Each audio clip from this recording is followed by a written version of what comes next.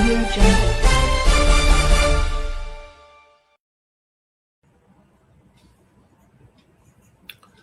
नमस्कार दोस्तों, मैं हूं दिनेश के वोरा। बहुत बहुत स्वागत है आपका इस प्रोग्राम के अंदर। तारीख पे तारीख पे तारीख पे तारीख, यही तो होता है भारत की अदालतों में। अब अडानी साहब ने अमेरिका में यही फॉर्मूला अपनाया। पहले तो आपको मालूम है कि 1.5 साल तक तो समन वगैरह ही नहीं लिए, टालते रहे टालते रहे टालते रहे, और मोदी जी मदद करते रहे उनकी। मोदी जी ने कोई समन जो उनके पास प्राप्त हुआ था उसे अडानी तक पहुंचने ही नहीं दिया। और जब पता लगा कि सिक्योरिटी एक्सचेंज कमीशन के द्वारा जो दायर केस है वह न्यूयॉर्क की अदालत में अब क्या कहते हैं कि वैसे ही उसका जजमेंट हो जाएगा, अडानी के बिना जाए तो उसको अपराधी करार दे दिया जाएगा कि वो भागा हुआ है। तो जो भागा हुआ आदमी आता है, जब अदालत के सामने नहीं आएगा तो फिर वो दोषी करार दे दिया जाता है। ये तो दुनिया का असूल है, आपको पता ही है। अपराधी सामने आएगा तो सब, जब जजमेंट की बारी आई कि अब लगता है कि हाँ अब हमारे खिलाफ जजमेंट आ जाएगा, तो ये भाग भाग के इनकी टीम जो थी वकीलों की, सब पहुंच गई अदालत में। सब हमें टाइम दिया जाए, हम तो भागना नहीं चाहते थे, हमें पता ही नहीं था, हमें तो जानकारी नहीं थी, हमारे पास कोई समन पहुंचा ही नहीं था, हमें उसके लिए माफ किया जाए। तो हर वो तरीका जो हिंदुस्तान में टालने का किया जाता है वो वहां पर भी किया गया। एक्चुअली कोर्ट भला था, जज निकोलस साहब थे, उन्होंने कहा कि चलो ठीक है। तो फिर 30 अप्रैल की पहली डेट तय कर दी वहां पर। अब 30 अप्रैल की डेट आ गई तो ये तो अप्रैल का महीना ही है। ये बात अभी कुछ दिन पहले की है। तो इनके फिर हाथ पैर फूल गए, यार इतनी जल्दी जजमेंट आएगा तो कैसे काम चलेगा भाई, ये तो बड़ा मुश्किल हो जाएगा, हम क्या करेंगे। फिर उससे कहा गया कि एक काम करो, फिलहाल फिर से एक पोस्टपोनमेंट ले लो, एक और तारीख ले लो, एक रिक्वेस्ट करो।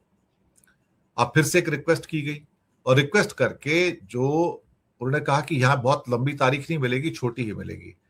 तो साहब पहले जहां ये सारी जो तारीखें थी, ये मतलब क्या कहते हैं कि अगस्त तक पूरा हो जाना था सारा का सारा, जिसमें इनको भी सबमिशन देना था, सामने सिक्योरिटी एक्सचेंज बोर्ड का सबमिशन था, फिर इनका रिप्लाई था।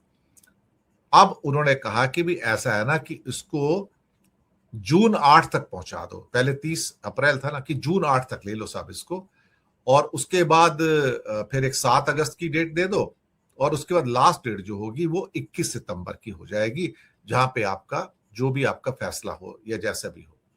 ये इनिशियली अभी फिलहाल इसको 1.5 महीना टालने की बात हो रही है, यानी कि 1.5 महीना तो आगे बढ़ाओ, क्योंकि इनको डर लगा था कि 1.5 महीने से ऊपर की डेट जो जज साहब है वहां पे न्यूयॉर्क कोर्ट के निकोलस साहब, वो आगे नहीं जाने देंगे। तो इन्होंने कहा कि लंबी डेट यहां पर नहीं ले सकते, क्योंकि ये सामने जोर बहुत है इनके ऊपर, तो छोटी डेट लेते हैं। तो उसी बहाने से उनको ये किया गया। अब ये अगले हफ्ते में या 2 हफ्ते के अंदर इस बात का भी डिसीजन होगा कि क्या ये नई तारीख जो अडानीज ने मांगी है वो उसको दी जाए या ना दी जाए। उसके पीछे क्या लॉजिक है। अडानी ये कहने की कोशिश कर रहे हैं कि तुम्हारा तो कोई मसला ही नहीं है इसमें, हमने जो पैसे वैसे लिए थे अमेरिका से वो तुमने वापस कर दिए सारे, तो तुम्हारा तो कोई पैसा गया ही नहीं। और इस बात का क्या सबूत है कि हमने कोई रिश्वत दी है वहां पे अमेरिका में। और अगर हमने सपोज करो हम जो भी इंडिया में किया है, आप उसके ऊपर हमें अमेरिकी कोर्ट के अंदर हमारे ऊपर ट्रायल यानी कि मुकदमा नहीं चला सकते हो।